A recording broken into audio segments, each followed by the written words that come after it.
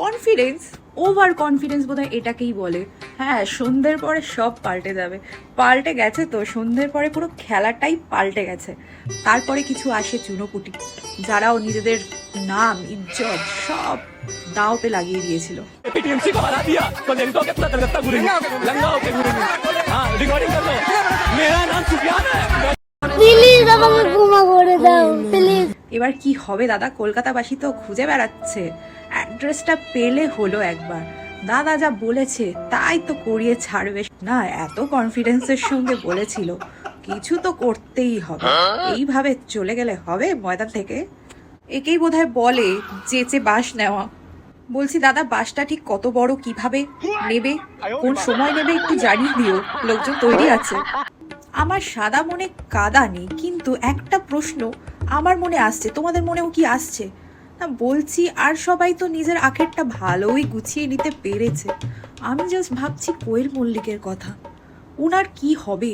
উনি তো সবেই রংটা নিজের পাল্টে ছিল, তাহলে কি আবার রং পাল্টাতে হবে? এটা কিন্তু মানতে হবে, আপনার ভাগ্যটা সেই খারাপ। কি যে হবে আপনার?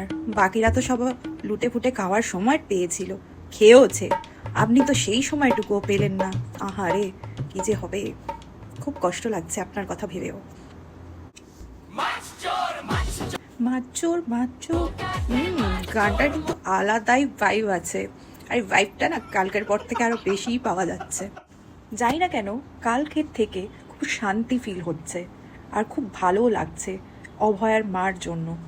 কারণ অভয়ার বিচারটা কিন্তু আমরা পাইনি, তাই আশা রাখছি যে যেই সরকারই এসেছে সেই বিচারটা আমরা যেন পাই। আর আমি কোনো পলিটিক্যাল পার্টির সাপোর্টার নই, আমি একটা সাধারণ নাগরিক হিসেবেই বলছি, একজন মেয়ে হিসেবে বলছি, একজন হিন্দু হিসেবেও বলছি, জয় শ্রীরাম।